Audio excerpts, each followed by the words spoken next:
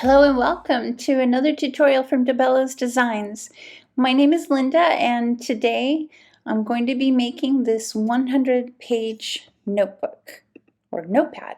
You can even sketch in it if you wanted to. And the cover flips up and the front is painted with metallic watercolors. Isn't that pretty? And for those of you that want more than one shade of green, this one was done in 3 shades of green. I'm just going to show one today. So grab your supplies and let's get going.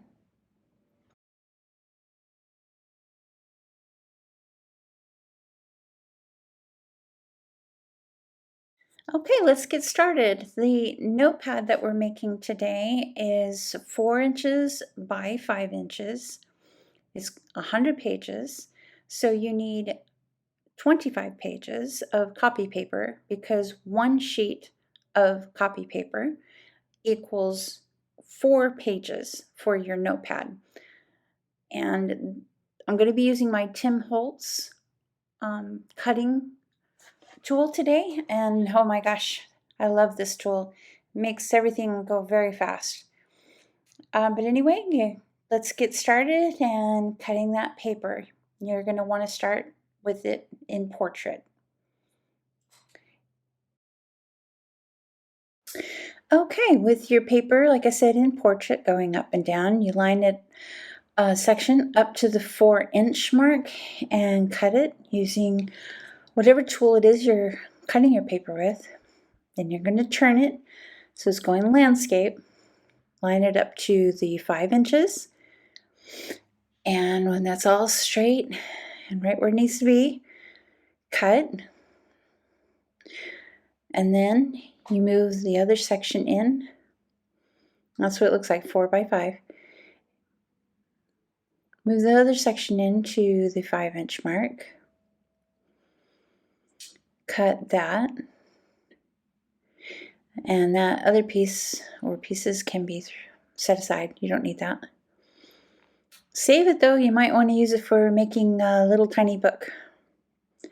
You bring in your next section. I've been doing about 5 pages at a time, making 25 pages, 5 sheets of paper, making 20 pages at a time for the notepad. And here I've lined it up at the 4 inches, cut, discard that, turn it landscape, line it up now to the 5 inches mark, and cut. Slide over your section yet again to 5 inches and cut again, discard that, and there you have it. Okay, you've got all 100 pages cut 4 by 5 inches. You're squaring up the pages as they're all put together. Make sure they're even and straight on all 4 sides. And what you're going to want to do is grab some clamps that you might have laying around. I love these two because they're very, very strong. Can't open them too wide, but they're great for little projects like this. I think I got them at the office supply store. Anyway, you just square all of your edges together and then you put on your clamp and make sure it won't damage your pages. I usually do it at the top portion, so that way if there is any wrinkling or creasing, you're going to hide it anyway with the cover, so it won't matter. All right, so let's set that off to the side and get started on the cover.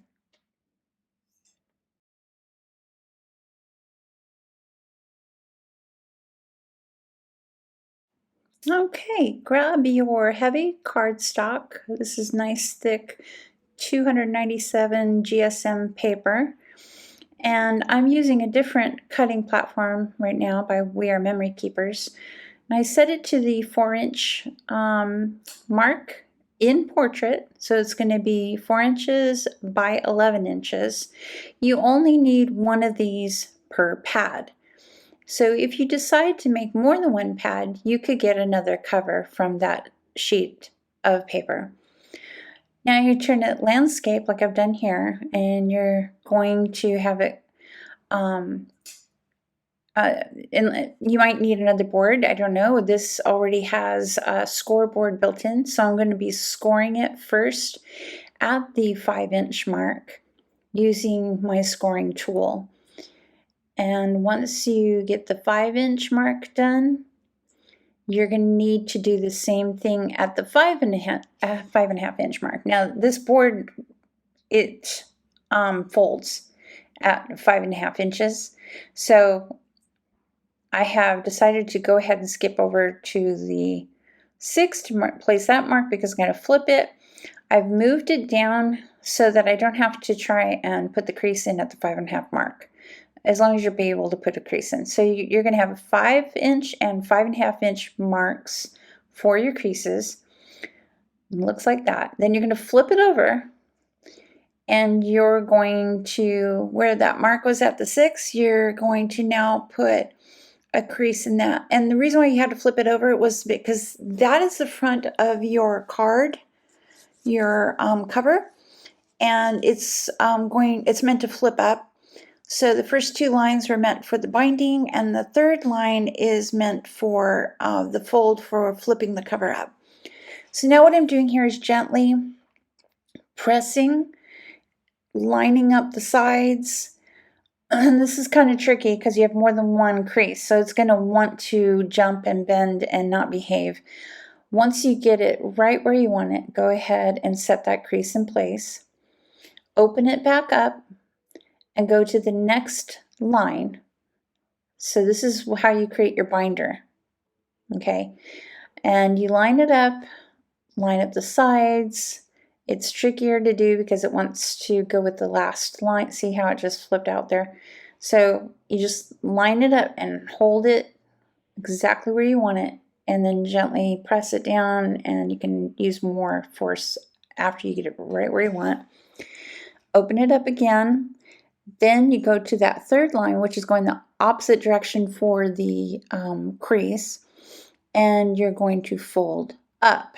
And you just do it gently, same thing as before, so you're not folding it in the same way because it folds up. So once you line it up, you just go ahead and put a little bit of pressure, but not a whole bunch, because it's not meant to stick up permanently. It's only meant to do that when you want it to, okay? And now you have your cover, which you'll fill with the paper, and it has a binder. And here I am getting the paper pad that we clamped together, and I'm just showing you how it would go inside of the cover you just made, just to give you an idea. It's a good idea to do a dry fit, just to make sure everything squares up the way you want and need it to. All right, let's go to the next step. All right, so here what we're going to do, get your gathered twigs distress ink out and a sponge applicator, and you're going to be doing the edges. I always start in the corners. Rarely do I not start in the corners. That's a me thing. I do that because I always know that the corners are going to be the darkest. Edges, of course, are going to be the darkest. This is, again, just a me thing. This is how I work. So, especially with the distress inks, I like to create a kind of frame. But then you move out from there with your inks, and my goal here is to create a kind of vintage look. I don't want it looking brand sparkling new. I'd like to have it a very homey, kind of old time look to the notepad. So that's the reason why I've chosen gathered twigs for the color, and why I'm going in with a light touch with my sponge applicator. On the creases here, I just go at an angle and then back and forth in order to create a deeper tone. And I'll do that on the back as well and on the sides. I'm going to be covering the entire cover, paying close attention to the edges with the ink. And that way it's completely done and it looks It looks very clean when it's all done. You go across the border if you want to, or not the border, but the top part of your cover. And you want to do the back. That's what I'm doing now. Concentrating more ink around the corners. Starting up there at that corner, coming down. I go back and forth. I go at an angle or curve, usually at the corners like that. Helps to create that frame. And with the outside done, you could choose to do the inside or not. That's up to you. And I wanted to do the inside. So here I am repeating my steps, getting that color placed on the inside of the cover. Really don't have to do it at the folds because they won't show. They'll be set in place with glue.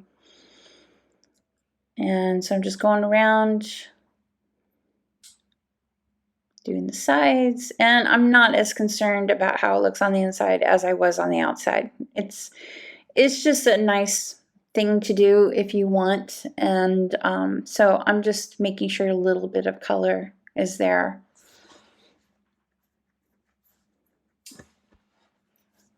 All right, almost done here.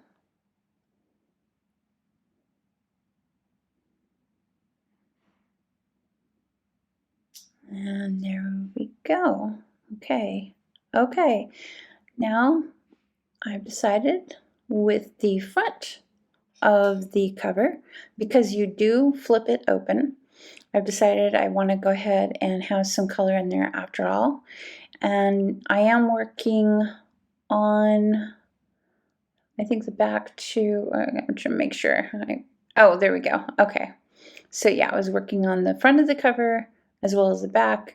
Now I'm doing what I call streaking. Not a lot of ink on my applicator. I've done this to create a kind of wood, like old wood effect. It's not really obvious. It's just really nice if you're trying to put in that vintage look. So I just go in one direction when I do that. Pull it down, pull it down, pull it down, like that.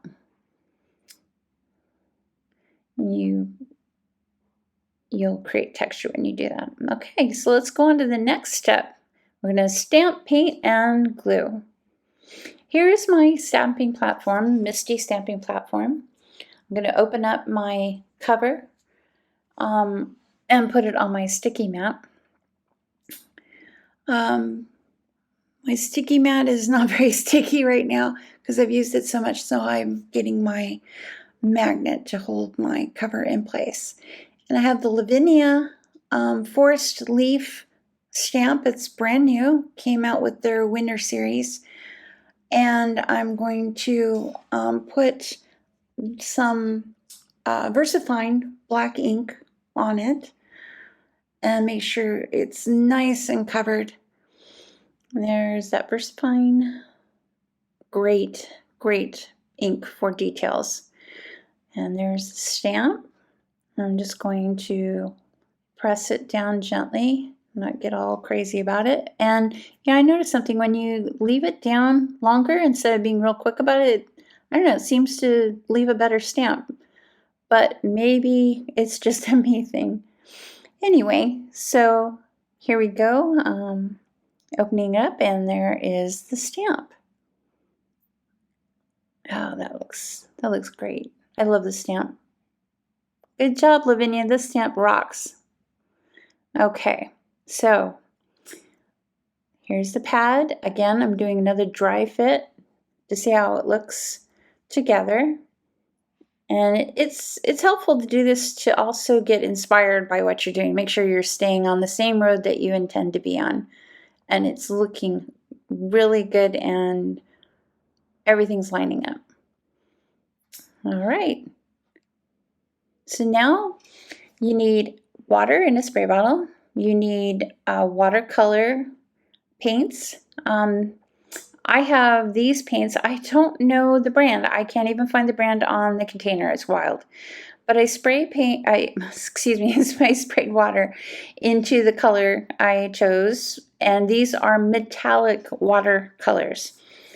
And this is a watercolor #2 round brush. Love this brush. It's very versatile. You can use it for all kinds of things. I also have a jar of water here. I'm getting it soaked with water, and dipping it into my already my green that's been watered down. Dipping it in water again, and the reason why is because I'm going to splatter the cover. I've grabbed another brush, and I'm just hitting one brush against the other in order to put splatter down on the cover. So I just keep doing this, and then I turn it around so I can do the back as well.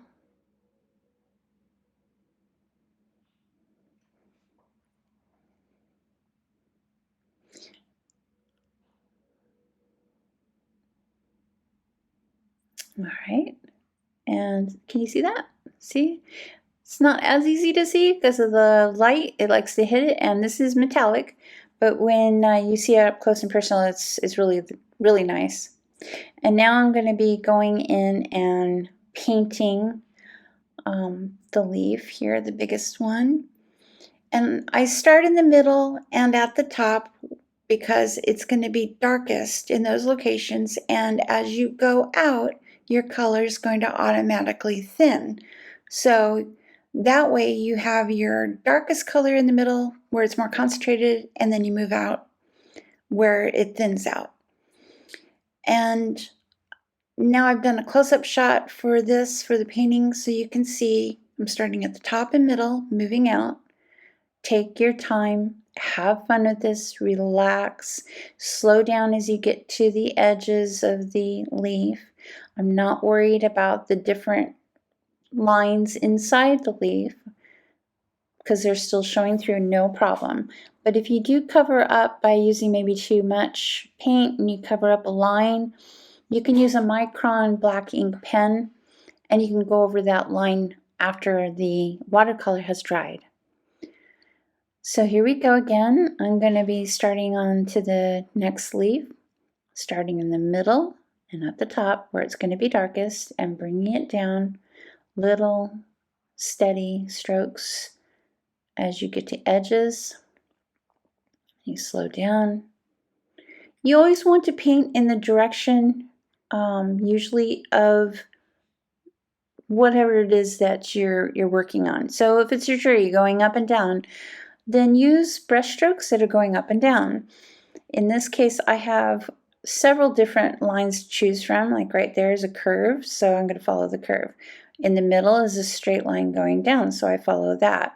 On the outer edges, they curve down to a point, so I usually follow that. And then for the filler inside, since I'm not following those lines, I don't really have to worry about it. You can use little dots to fill in the areas if you want to. I'm choosing to stay within the outer lines of each leaf, but if you wanted to, I've seen it done, it looks wonderful. You could extend your painting beyond the leaf to, kind of make it look like it's leaking color. I think that's really great when people do that. It looks really neat. If you choose to go in that direction, I would offer up that use more splatter if you want to do that, and use more water too. And then you'll get a more spread out look. I wanted to keep my metallic watercolor green here more concentrated, less watery. That way when it hits the light, just so it sparkles and it looks so cool. Also, if you choose to use more than one green, then you might want to, more with one green color, you might want to consider either following the lines and going back and forth with different colors to show depth, or you could do a darker green towards the middle of the leaf and the top, and then in the middle point a mid shade, and then the outer point's the lightest shade. Those are different ways you could watercolor this if you wanted to. I just used one color today to show this demonstration. And there it is. Look at that. It dries pretty fast.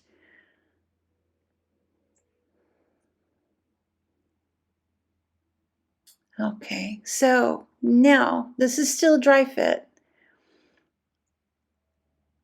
What we're going to do is we need to remove the clamps and get the paper into the cover, and we're going to be using hot glue to do that. So make sure that your hot glue gun is nice and hot and ready. Take the clamps off, line up and square all of your corners, not just one, do them all. Once you get them just the way you want to, if you can keep the clamps on when you do this next step, that's great. I had some issues a little bit, but I kept working with it. So do whatever works for you and your circumstances. Key here is you want to keep those pages as tightly bound together as you can while you're gluing, and you want to work fast. Okay, complete and fast. And I got a few pages a little wonky. See there? So I took that clamp off so that I'd have more ability to see what I could do. And here I am just spreading the glue out, making sure it's complete. And then doing it again, putting down more glue. At this point right now, I am not worried about putting the cover on. My main goal right here, right now, is to fuse all of these sheets together into a pad. So that way they'll stay together, they won't fall out, and once you get all the way down to the other side at the top, then you can start worrying about being super fast because you're going to have to get the cover put on. And just so you know, I ran out of glue, so I had to put another thing of glue in. So have your glue ready to go. Don't start off on a low amount. I thought I had enough and I didn't, so have another glue stick ready to go, just in case you realize that you didn't have enough.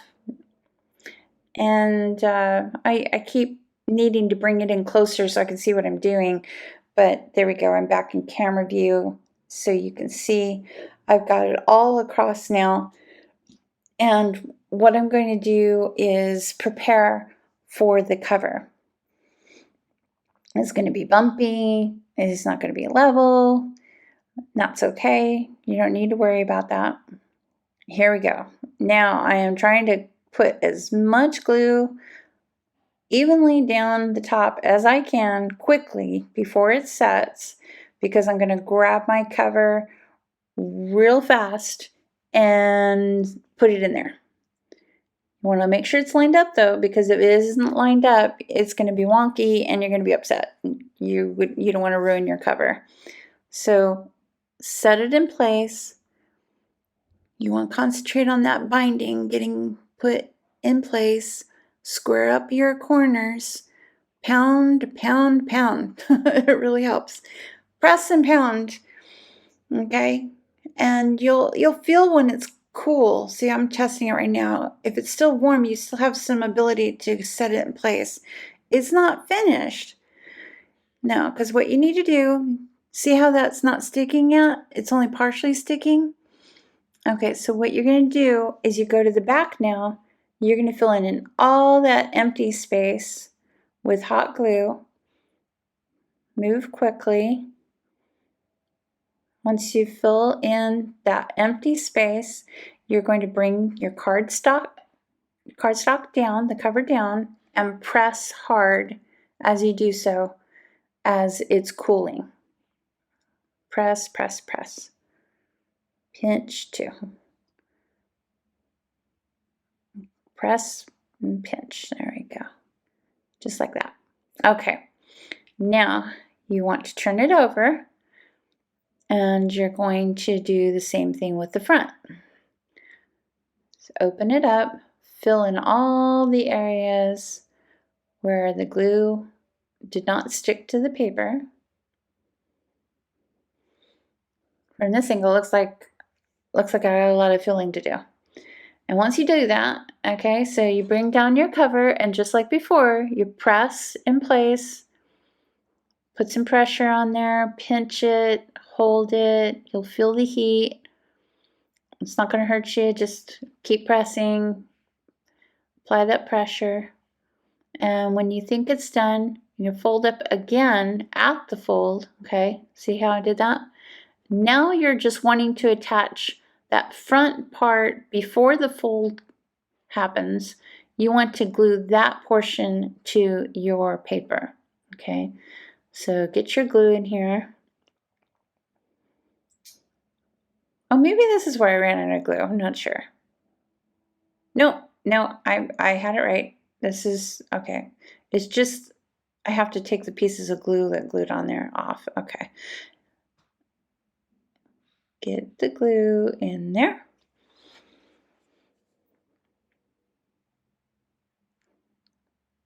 And once you get that all done, be fast about it. You bring your cover down, press and crease and put that pressure down. You want it to stick. And there's your fold. There you go. Okay. Once you get that set in place, you're going to pick it up, turn it on its side, and you're going to fill in the holes that you might have. And then also bring the glue down a little bit on the sides. It helps to keep the pages in even more and stronger. Now, on doing this, it might bulk up a little bit. If it does, after it's done cooling, you can take some scissors and literally trim your glue off, so it's smooth. I try really hard not to have that happen, but if it does, it's no problem. Okay, so there we have it with a beautiful cover. And your pages all set in place with the back all speckled. And you are done. You have a notepad. 100 pages, and I like to put the clamp on at the very end just to make sure. And I leave it that way for about 30 minutes or so. You can do longer if you want to, but I don't like to do too long so I don't have any impressions. And when you're all done, maybe you want to make another one. I ended up making 4 total, and I did some different designs. I decided to drip the metallic paint in some golds and bronze down the edges from the top, and I colored on the inside a little bit. And on this one here, I did the same drip, but I used silver and green and a little bit of a black tone, and it dripped down as well. And I put the stamp on the back of the cover but didn't color it in, so I knew which one was the front and which one was the back. And then that way, if you wanted to, you could flip it over for notes and then flip it over for the sketchbook side. So that's a fun thing you can do. This cover has the 3 different shades of green going on, and then I went back in with my micron pen to go over the lines.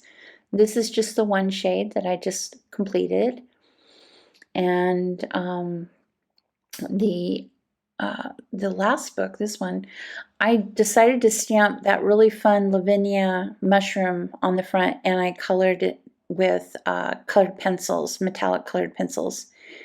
And so I wanted you to see how you can get really different and fun with this project. Have your kids get involved if you have any kids or grandkids, and there you go. Much love to you and happy creating.